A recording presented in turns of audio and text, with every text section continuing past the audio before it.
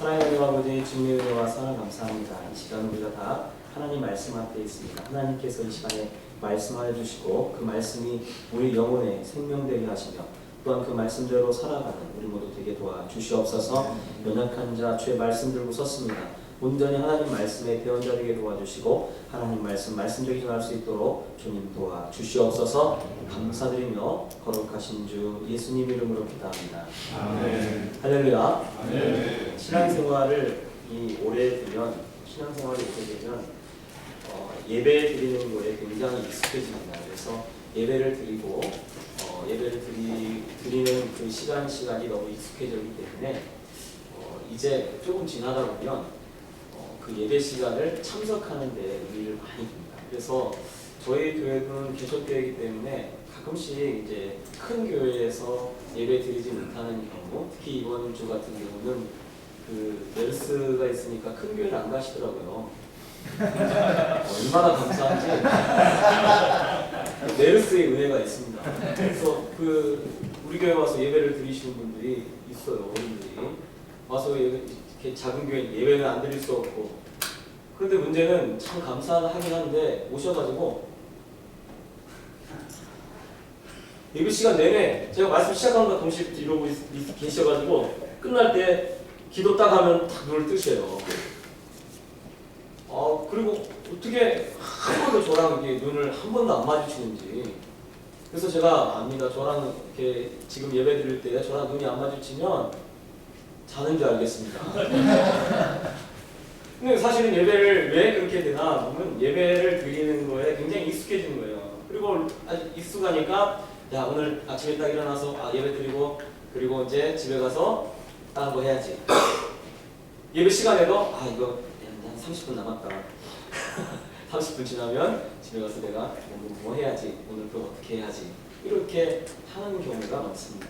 제가 청년 시절에 저희 교회가 개척교회였는데 개척교회니까 여러 제품들을 많이 맡잖아요. 그래서 아침 9시에는 중고등부, 그다음에 11시는 어른 예배 같이 드리고, 그다음에 1시에는 주일학교 유초등부 예배 드리고, 그다음에 3시에는 찬양단 모여서 또 찬양 연습을 하고, 그다음에 4시에는 예배를 드리고 예배 다 마치면 이제 청소하고 이제 집에 가는 거예요. 그러면 5시 반에서 아침에 한 8시까지 나가죠. 8시에 나가서 한 5시에서 6시 사이에 이제 집에 들어오는 거예요.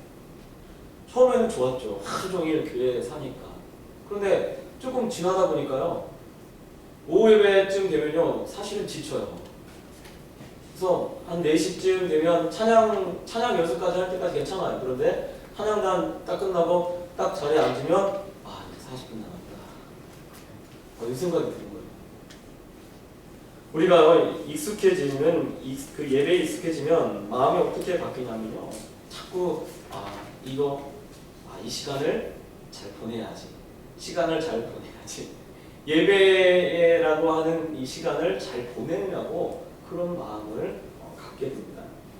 그래서 마치 시간을 때우는 것처럼 보여요. 예배에 마치 예배 출석에서 출석부에 체크하듯이 그렇게 예배를 드리려고 할 때가 우리에게 있습니다. 그래서 사실은 이렇게 익숙해지는 것이 굉장히 위험하죠. 사무엘하 입장에 보면 법궤를 운반해 갈 때 우사가 나옵니다. 우사는요 제사장입니다. 제사장인데 자기 집에 항상 뭐가 있냐면 법궤가 있는 거예요. 그러니까 그 법궤를 우사가 만지다가 죽잖아요. 원래 사실은 함부로 이렇게 만지면 안 되는 거죠.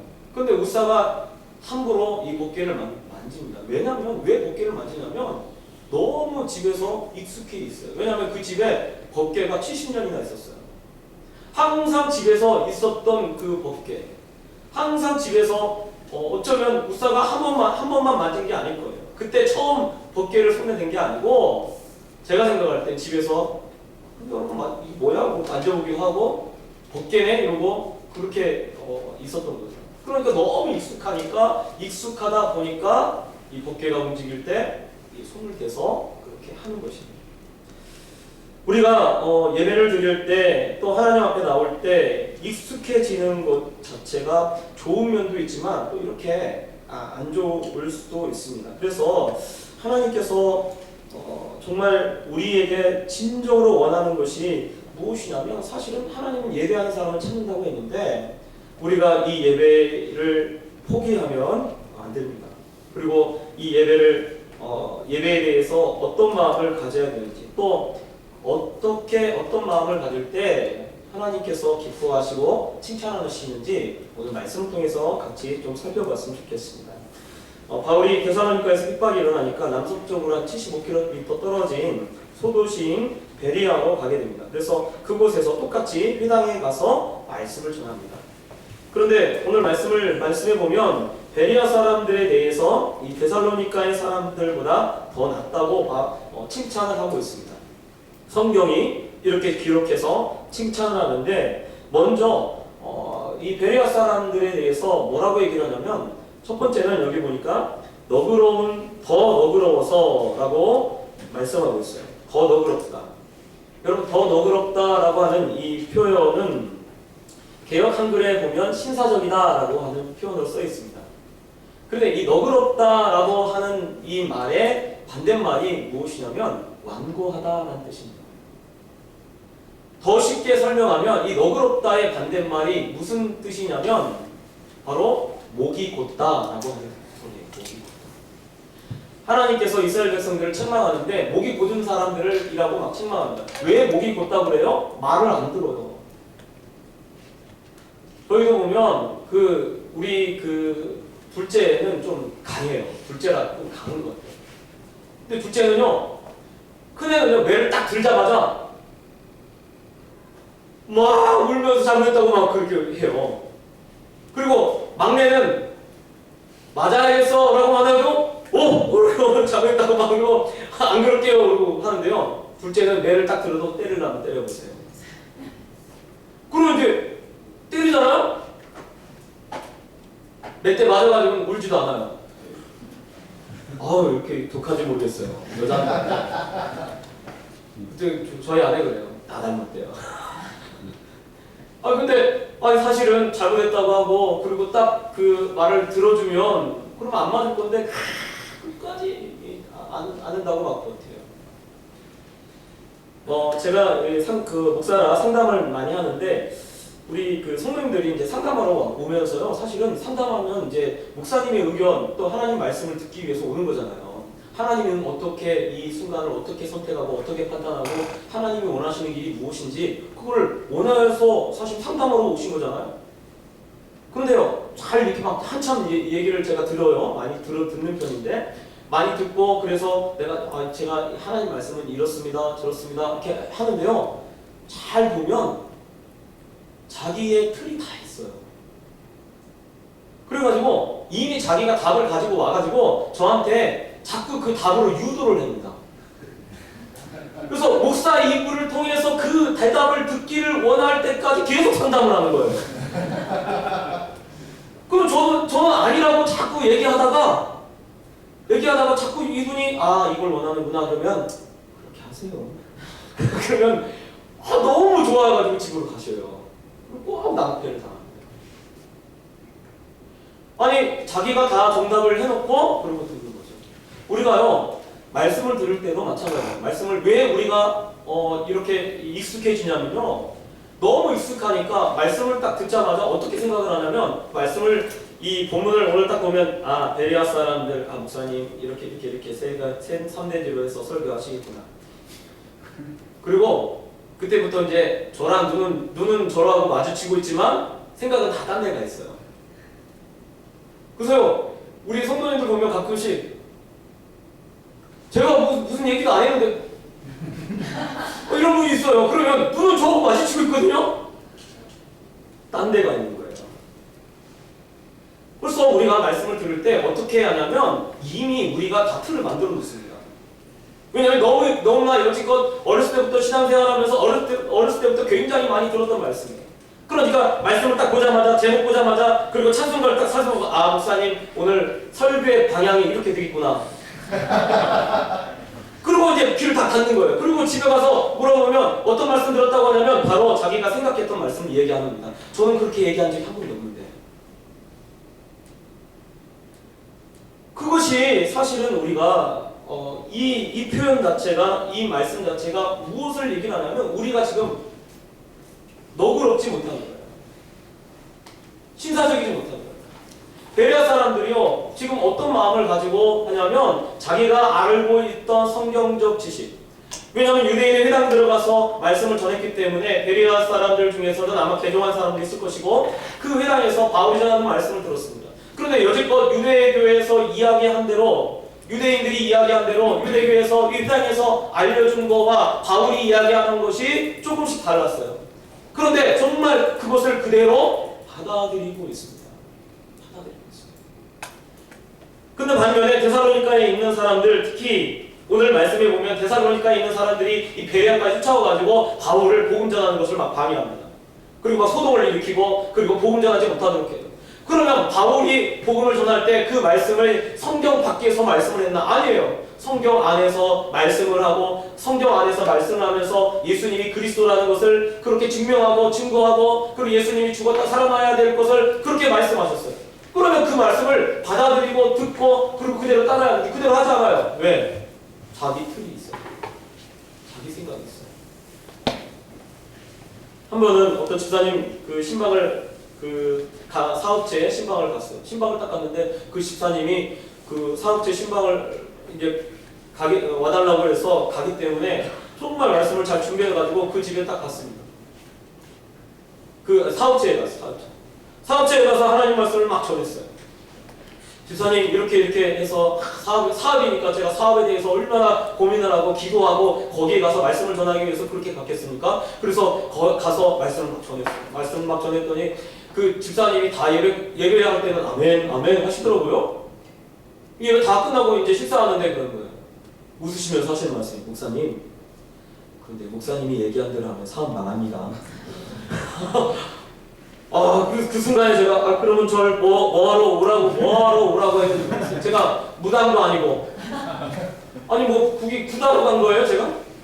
예배 드리는 것이 굿입니까? 거기서 구다기 위해서 예배 드리면 거기서 뭐 마치 요즘 그 개업 신방하는데 어떻게 생각하냐면 많은 분들이 예배 드리면 갑자기 하늘 문이 열리고 구다도 똑같아요.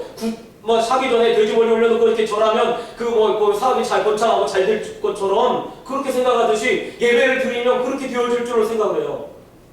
마치 그 집사님 그렇게 생각하더라고요. 그곳에 가서 왜 예배를 드리는 겁니까? 하나님의 말씀대로 사용하기 위해서, 하나님의 말씀대로 그대로 행하기 위해서 그곳에 가서 예배 드리는 거 아니겠어요? 그런데 마음속에 이미 다 귀를 딱 막아놓고, 사실 고개는 끄덕끄덕거리지만 귀는 막아놓고 내 생각이 더 먼저야. 내 마음이 더 먼저야. 그러니까 절대로 그 말씀이 귀에 들어오지 않습니다. 왜요? 마음이 완고하고 목이 깊기 때문에. 우리가 말씀을 대할 때 어떤 마음을 가지나 그 말씀 앞에 내 생각, 내 틀, 내 모든 것을 내려놓으셔야 돼요. 그때 비로소 하나님의 말씀들이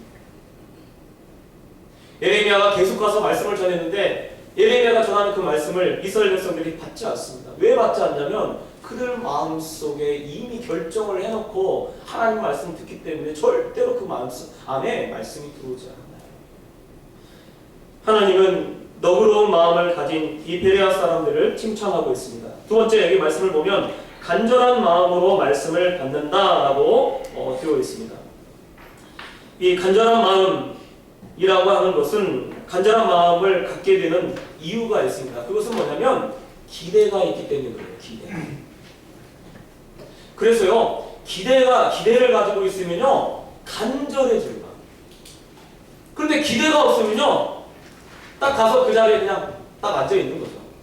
오늘 또 전에 있던 교회에 원로 목사님이 계시는데 원로 목사님이 가끔씩 와서 한 번씩 와서 설교를 합니다. 그러면 원로 목사님 오시는 날에는 성도님들이 어떻게 생각해요? 오늘 원로 목사님 오신다. 오늘 원로 목사님. 마치 그리고 나서 그 예배 시간에요. 아멘!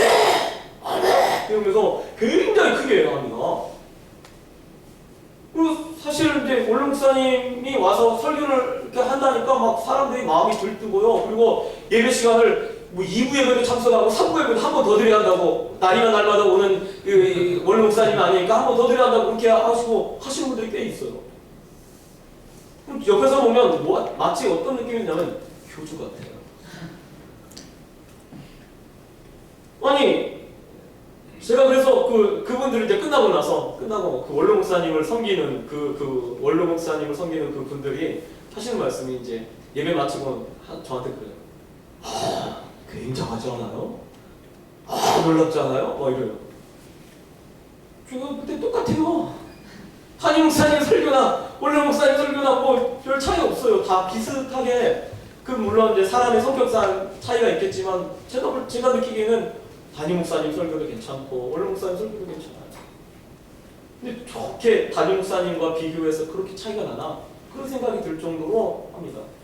그런데 왜 그런가 보니까 원로 목사님에 대해서는 기대를 하고 있고요. 담임 목사님은 항상 들으니까 기대를 안 해요.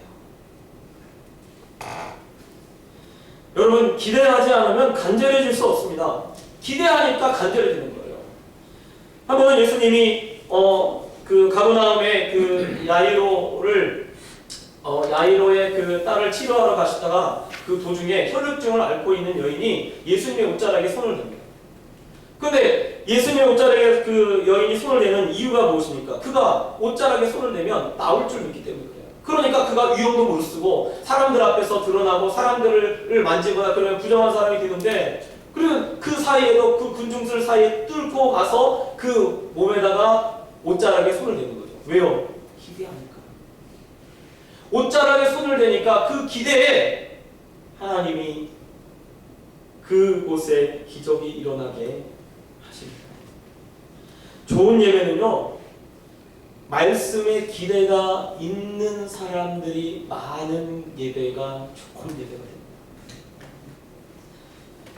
왜냐하면 간절한 그곳에 성령께서 역사를 일으키시고 그곳에 놀라운 기적의 역사들이 나타나기 때문에 그렇습니다. 기대가 없으면 그곳에 아무런 일도 일어나지 않습니다. 그래서요, 기대가 곧 믿음입니다. 여러분, 우리 LP님들 많은데, LP님들 사람 만날 때, 그 사람들을 만나러 갈 때, 기대하고 가지 않습니까? 가면, 그냥 듣다가, 계약도 안 하고 그냥 올 거야. 이렇게 생각하면 가고 싶어요? 가고 싶은가 보다. 아무 대답을 하시네. 여러분, 기대가 있어야 돼요. 기대가 곧 믿음이라니까요. 제가요, 개척교회를 하니까 처음에 개척교회를 딱 시작하는데 저는 개척 멤버가 없었어요. 그래서 저는 그냥 혼자 저희 가족과 함께 시작합니다. 그랬더니 이제 어떤 생각이 드냐면, 처음 첫 주에 예배 딱 드렸는데 저희 아내한테 그랬어요. 제가. 아무도 안 오면 어떡하지? 첫 주 예배니까. 아니, 나랑 같이 개척한다는 사람이 하나도 없으니까 처음 그냥 교회 딱 오픈하고 이제 시작하는 예배 시작하는 거예요. 근데 저희 아내는 없으면 뭐 우리 가족끼리 예배 드리지 뭐. 그러더라고요. 그래서 그 예배를 딱 드렸어요. 10명이 왔어요. 첫 주에. 물론 다 떠나고 1명 남아있지만 그 첫 주 드렸던 예배 중에 1명 남고 다 10명이. 근데 이제 저녁 예배 딱 드는데 저녁 예배 때도 또 걱정이 되는 거예요. 아무도 안 오면 어떡하지?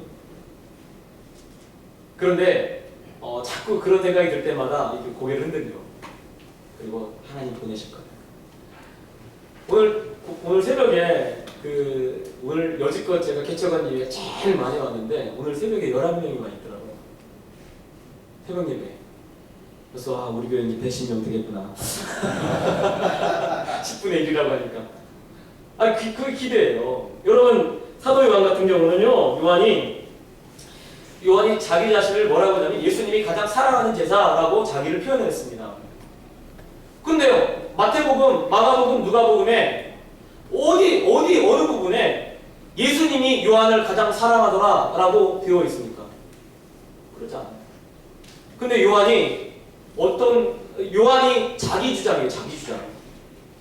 내가 예수님께 가장 사랑받는 제자라고 자기가 얘기를 하고 있습니다. 자기가. 그런데 그렇게 얘기를 하고 그렇게 믿고 그렇게 기대하니까 우리가 요한을 사랑의 사도 또 예수님께 가장 사랑받는 제자로 그렇게 알고 있습니다. 그게 믿음이에요, 여러분. 여러분, 우리가 하나님 앞에 나올 때, 예수님 앞에 나올 때, 또 교회에서 예배 드릴 때 어떤 기대를 가지고 있습니까? 오늘 정말 하나님께서 내게 특별하게 말씀하실 거야 라는 기대를 가지면요, 잠이 와요? 잠이 안 오죠. 그리고 정말 그렇게 생각하고 그런 믿음을 가지고 그런 기대를 가지고 예배를 드리면요, 귀를 쫑긋 세우고 그리고 막 간절하게 목사님을 바라볼 겁니다. 여러분, 지금 이 베레아 사람들에 대해서 간절한 마음으로 말씀을 받는다라고 칭찬하고 있습니다. 왜냐하면 기대하기 때문에 그렇습니다. 여러분, 날마다 하나님을 기대하시기 바랍니다. 세 번째, 여기 보면 이 베레아 사람들에 대해서 뭐라고 얘기를 하냐면 이것이 그러한가 하여 말씀을 받았어요. 말씀을 들었어요. 이것이 그러한가 하여 날마다 성경을 상고함으로 라고 되어 있어요. 이것은 이 베레아 사람들의 믿음이 어디에 기초를 하려고 애를 쓰고 있냐면 바로 말씀에 기초하려고 합니다. 우리가 생각할 때 기적이 일어나는 것을 보고 기적이 막 예를 들어 병자가 막 낫고 이러면 사람들이 믿을 것 같죠. 우리가 생각합니다. 우리 생각입니다. 제가 예전에 어떤 분이 미국에서 아주 유명한 이 치유하는 이 목사님이 저희 시골교회 근처에 지역에 이 부흥회를 하러 오셨어요. 그래서 제가 아는 분이 예수님을 안 믿지만 그분한테 얘기를 해가지고 추천해서 한번 가보시라고, 거기 가면 기적을 볼 수 있을 거라고 그렇게 말씀을 드렸어요. 그랬더니 그분이 가서 그 예배를 참석하고 그리고 막 병자들이 낫는 그 모습들을 보고 왔어요. 와서 제가 물었습니다. 굉장하지 않아요? 대단하지 않아요? 그랬더니 하시는 말씀이 쉬우던데 다 짜고 치는 거지 뭐. 이렇게 얘기하더라고요. 기적을 본다고 해서요 믿을 것 같아요? 여러분, 꼭 그렇지 않습니다.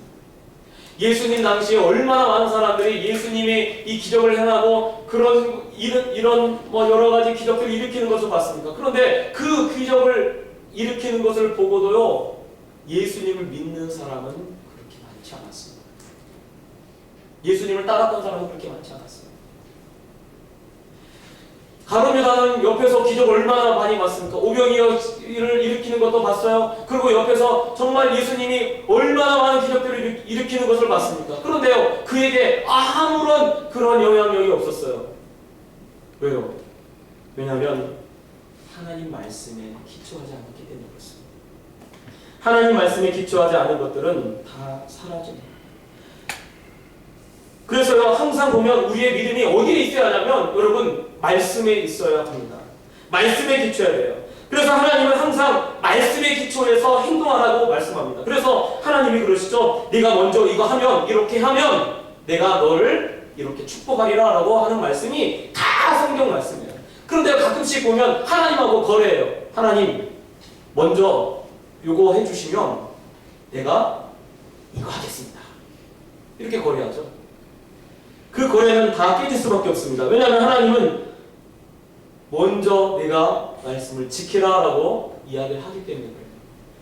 한 남자 집사님이 이번에 로또를 3개를 샀대요.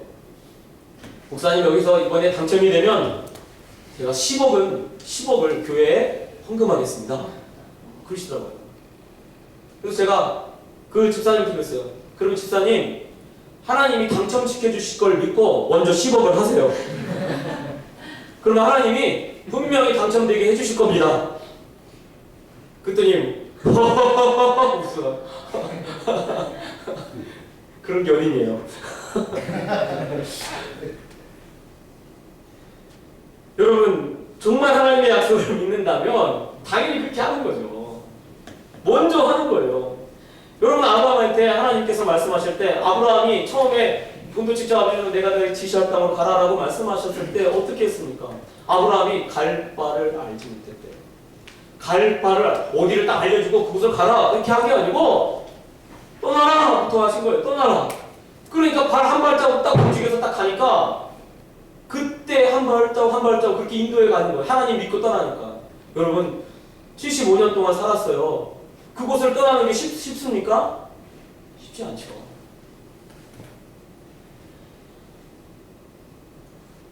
먼저 사실은 우리가 하나님 말씀대로 행하고 하나님 말씀을 믿기 때문에 그대로 그 말씀을 따라갈 때 그때 하나님이 우리의 삶을 도우시고 우리의 삶 속에 하나님 말씀이 이루어지도록 그렇게 이끌어 가십니다. 조지 밀러가 5만 번의 이 기도 응답을 받았는데 그 기도 응답의 비결이 무엇이냐면 잘 들으세요. 왜냐하면 기도 응답을 받아야 하니까. 처음에 기도하기 전에 뭐부터 하냐면 말씀을 찾는데요. 말씀을 찾아가지고 그 말씀이 딱 맞는 말씀이 딱 나오면 됐다. 그리고 딱 잡고 하나님 요대로 해주세요. 요대로. 하나님 말씀하셨으니까 요대로 해주세요. 이렇게 기도했다는 거예요. 그러면 그렇게 기도하니까 응답을 받을 수밖에 없다는 거죠. 저도요. 저희 딸이 저한테 우리 막내가 TV에서 막 좋은 거 나오잖아요. 막 이렇게 왕구 뭐 이런 거 나오고 삐약이 뭐 이런 거 나오면 아빠 저거 사주세요 그래요 저한테. 그럼 제가 말 잘 들으면 그렇게 계속 얘기해요. 근데 요즘은 안 해요 얘가. 왜냐면 얘가 말을 안 듣거든요. 아빠가 항상 그렇게 얘기를 하네요. 그런데 사실은 얘가 그렇게 말을 잘 들어서 하면요 제가 사줍니다. 사람도요 자기가 약속한 걸 지킵니다. 하나님도 마찬가지. 하나님 말씀도 하나님이 약속하시고 말씀하셨기 때문에 이 말씀대로 그대로 행하십니다. 그러므로 여러분 우리가 하나님 앞에 나갈 때 어떤 마음을 가져야 합니까? 무엇이 기초되어야 합니까? 말씀에 우리의 신앙이 기초가 되어야 될 줄 믿습니다.